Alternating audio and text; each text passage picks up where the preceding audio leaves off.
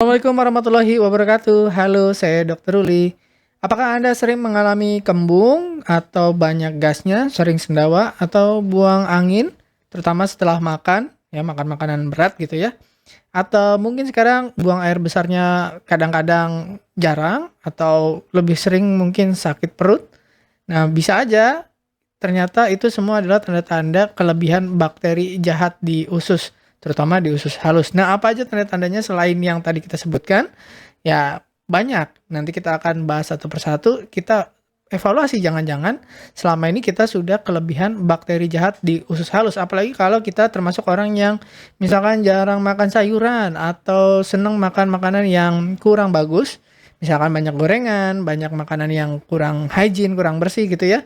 Nah, itu siap-siap aja mungkin aja di usus kita ini udah mulai banyak bakteri yang kurang bagus ya. Apalagi kalau sudah mulai ada gejala-gejala kayak tadi sakit perut, kembung dan sebagainya. Nah, di video sebelumnya saya sudah pernah bahas tentang perut kembung dan bagaimana gas di dalam usus itu bisa membuat kita sakit perut dan bagaimana cara mengatasinya. Nah, sekarang kita lebih spesifik lagi, ada orang-orang tertentu yang mungkin sudah melakukan apa yang kemarin kita bahas, sudah saya lakukan dok, saya sudah mengurangi makanan yang bikin gas, saya sudah makan makanan yang bisa mengurangi gas, dan seterusnya. Nah, ternyata tidak hilang-hilang juga, bahkan pernah ke dokter penyakit dalam yang ahli saluran cerna, tapi nggak ketemu juga solusinya, atau belum tuntas lah. Nah, mungkin saja apa yang terjadi di usus kita itu adalah terlalu banyak bakteri jahatnya, namanya SIBO. Nah, SIBO itu apa? SIBO itu adalah singkatan dari Small Intestinal Bacterial Overgrowth atau kebanyakan bakteri di usus halus. Dan tentu saja bakteri yang dimaksud ini adalah yang kurang bagus ya, bakteri yang jahat gitu ya, yang jelek. Nah, tumbuh bakteri berlebih di usus halus ini sebenarnya di usus kita selalu ada namanya mikrobiom. Nah, normalnya itu tapi jumlahnya sedikit. Tapi kalau jumlahnya banyak itu bisa menimbulkan banyak penyakit. Semakin banyak bakterinya ya atau SIBO-nya makin tinggi, pencernaan kita semakin terganggu atau fungsinya makin turun. Kayak misalkan banyak gasnya, banyak macam-macamnya. Nah, apa penyebabnya? Penyebabnya sampai sekarang masih nggak diketahui kenapa kok bakteri di usus halus itu jadi lebih banyak dari yang seharusnya. Tapi ada beberapa kebiasaan atau beberapa risiko yang bisa meningkatkan kemungkinan terjadinya bakteri ini tumbuh jadi lebih banyak di usus halus kita. Nah, apa aja nih? Yang pertama adalah gangguan saraf. Jadi saraf di usus itu yang membantu usus untuk bergerak, untuk berkontraksi atau untuk meremas-remas makanan supaya makanannya jalan dari mulut sampai ke saluran pembuangan. Ya, itu bergerak terus nih ususnya. Yang menggerakkan ini sarafnya. Nah, ada beberapa penyakit yang menyebabkan gangguan pada saraf, terutama saraf pencernaan. Nah, yang paling sering itu adalah pada pasien diabetes. Karena jumlah pasien diabetes itu sangat banyak dan komplikasinya itu juga bervariasi. Salah satunya adalah neuropati. Neuropati itu bisa terjadi di kaki, di tangan, kesemutan, kebas, dan lain-lain. Tapi banyak orang juga tidak sadar bahwa neuropati bisa juga terjadi di saluran cerna. Makanya saya sering dapat pasien saya itu diabetes itu bingung kenapa saluran cernanya sekarang kok sering bermasalah, sering kembung atau buang air besarnya jadi lebih jarang ya, atau mulai suka sakit perut gitu ya. Nah, itu salah satunya mungkin adalah neuropati di organ pencernaan. Nah, selain diabetes yang bisa menyebabkan saraf kita di usus itu terganggu adalah Parkinson dan juga skleroderma. Nah, otot usus itu semakin dia gangguan di sarafnya tidak bisa untuk berkontraksi. Makanya bakteri yang biasanya jumlahnya sedikit itu berkembang jadi lebih banyak. Kenapa? Karena gerakan ususnya juga abnormal gitu kira-kira. Nah, penyakit apa lagi yang bisa menyebabkan peningkatan jumlah bakteri di usus adalah penyakit-penyakit yang mengganggu saluran pencernaan kita. Contohnya misalkan celiac disease pada orang yang autoimun, biasanya pemicunya adalah makan gluten, ya alergi terhadap gluten, kemudian jadi celiac, kemudian ada Crohn disease dan diverticulosis. Ini banyak penyakit yang terjadi di era modern ini jumlahnya makin meningkat ya, celiac, kemudian Crohn, diverticulosis. Kenapa? Karena gaya hidup dan mungkin orang-orang zaman sekarang itu lebih mudah, lebih sensitif terhadap zat-zat yang tadinya nggak bikin alergi sekarang jadi alergi, contohnya tadi gluten gitu ya. Nah kalau ususnya rusak karena penyakit-penyakit ini, maka bakteri itu akan lebih mudah tumbuh. Jadi ususnya permukaannya yang harusnya halus gitu ya, ini jadi banyak lukanya, banyak kerusakannya, jadi bakteri banyak meningkat di situ. Dan ini yang paling sering akhir-akhir ini adalah obat. Jadi banyak pasien juga sekarang menggunakan obat secara berlebihan, terutama antibiotik ya. Jadi sakit sedikit antibiotik, pilek sedikit antibiotik. Yang terjadi apa? Bakteri-bakteri yang normal, yang bagus, yang mikrobiom yang baik itu banyak yang mati. Karena banyak yang mati, ya sekarang digantikan oleh mikrobiom yang kurang baik atau yang jahat. Jadi yang jahat ini pertumbuhannya sangat cepat dan biasanya dia dihambat oleh bakteri baik. Nah, ketika bakteri baiknya kita singkirkan dengan minum antibiotik yang sering dan banyak gitu ya, akhirnya kalah nih. Jadi lebih banyak yang mikrobiom yang jeleknya sekarang.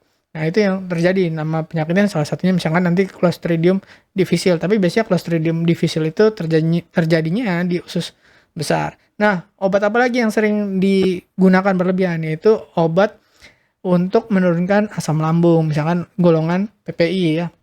Kemudian obat-obat untuk menurunkan imunitas. Biasanya orang yang suka sakit sendi atau suka sakit imun, misalkan pakai steroid atau obat-obat yang bisa menurunkan respon imun, itu juga meningkatkan bakteri jelek yang banyak gitu. Yang bakteri baiknya banyak yang turun gitu. Kenapa? Karena sistem imun itu penting untuk menyingkirkan bakteri yang jelek. Nah, begitu sistem imunnya diturunkan, maka bakteri yang jelek jadi banyak. Nah, penyebab berikutnya adalah operasi perut atau kelainan anatomi usus. Jadi pada pasien yang pernah dioperasi atau dibuka perutnya itu kadang-kadang ya ususnya itu belum bisa beradaptasi gitu ya. Jadi misalkan setelah dapat anestesi terus mungkin anestesinya belum hilang dampaknya, itu gerakan ususnya terganggu. Nah, kalau gerakan ususnya terganggu itu juga bisa menyebabkan bakteri di usus kita jadi banyak bakteri jeleknya tumbuh gitu karena gerakan ususnya terganggu. Nah, tapi juga seringkali karena ada penyakit misalkan tumor terus diangkat, nah terus dijahit lagi, terjadi perubahan struktur juga dan ini meningkatkan risiko bakteri yang jahat jadi banyak. Dan kalau misalkan ada perlukaan terus dijahit itu terjadi juga penyempitan kadang-kadang. Jadi usus yang besar habis dipotong ya, misalkan rongganya segini terus dipotong, diambil tumornya terus dijahit lagi misalkan. Nah, itu kan lebih sempit dari yang sebelumnya ya, walaupun misalkan tumornya juga sebenarnya bikin sempit. Nah, tapi operasi juga kadang-kadang bisa membuat saluran itu jadi lebih sempit dari sebelumnya. Nah, itu juga meningkatkan risiko untuk banyaknya bakteri jelek di dalam usus.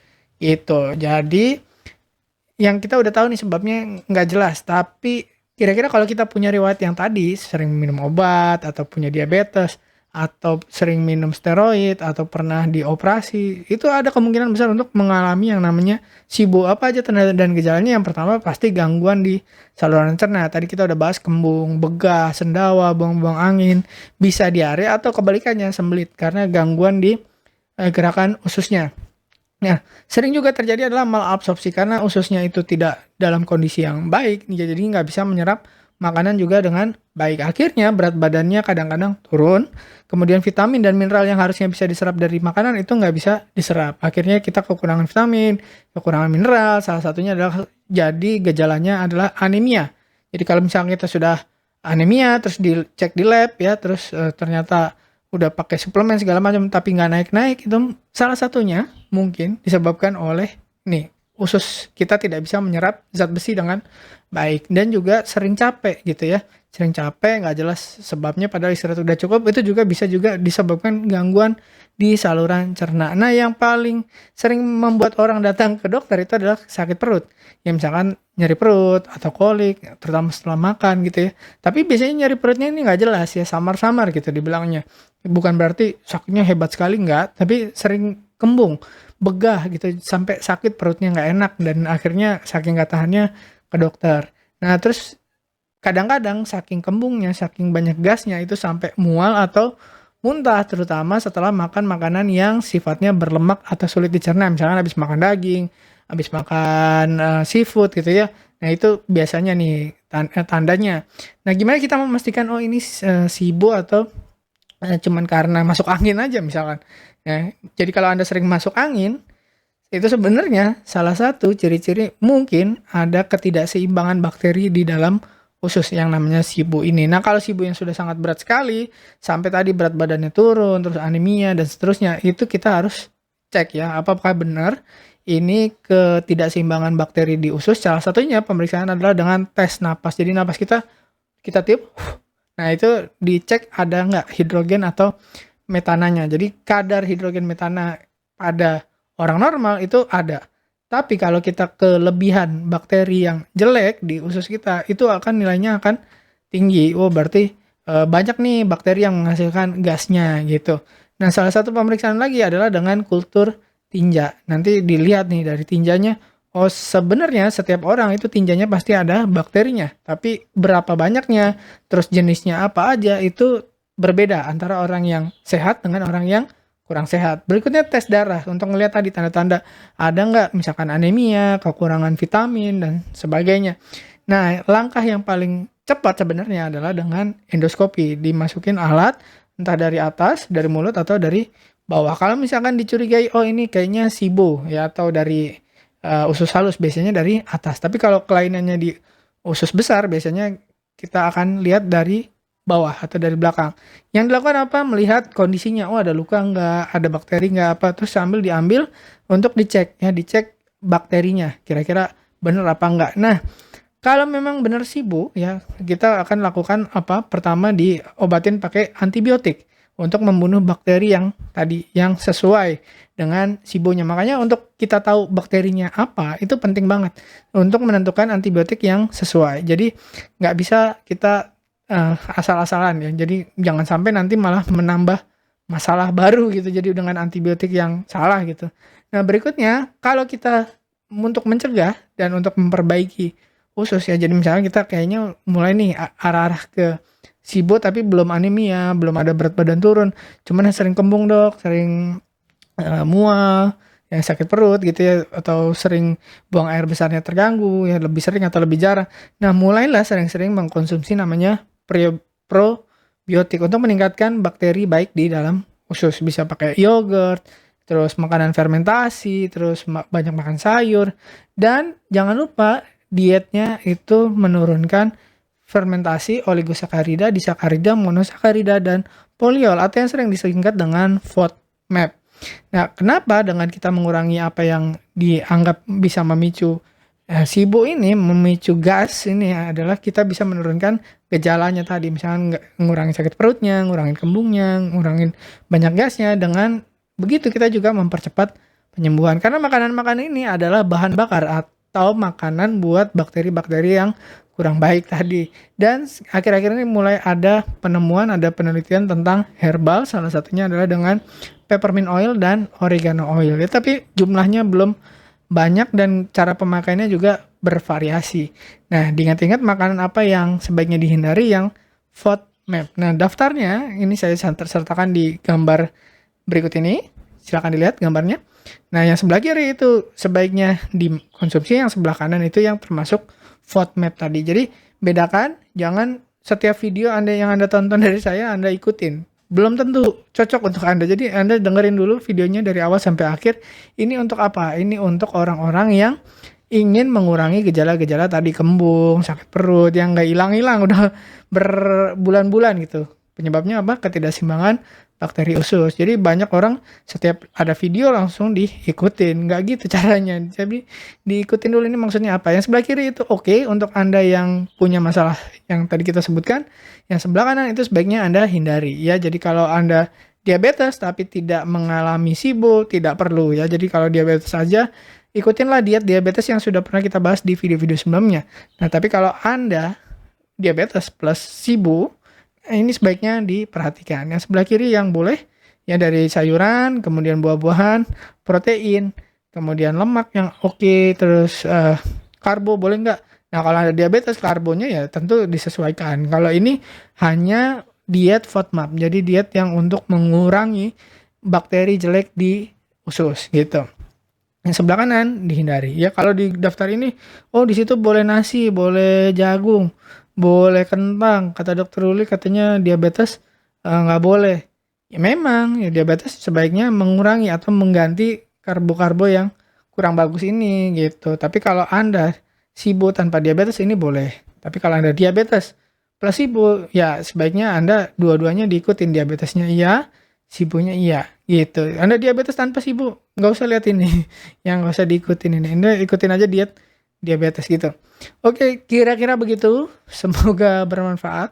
Terima kasih sudah menyimak. Saya Dr. Ruli. Sampai jumpa di video berikutnya. Assalamualaikum warahmatullahi wabarakatuh. Terima kasih telah menonton hingga selesai. Jangan lupa tulis pendapat Anda di kolom komentar. Saya Dr. Ruli dan saya sangat senang bisa belajar dan berbagi dengan Anda. Salam hidup sehat dan mulia. Jangan lupa tekan tombol like, subscribe, lonceng notifikasi, dan ikuti media sosial kami sehingga Anda tidak akan melewatkan ilmu berguna lainnya dari kami. Sampai jumpa di video berikutnya.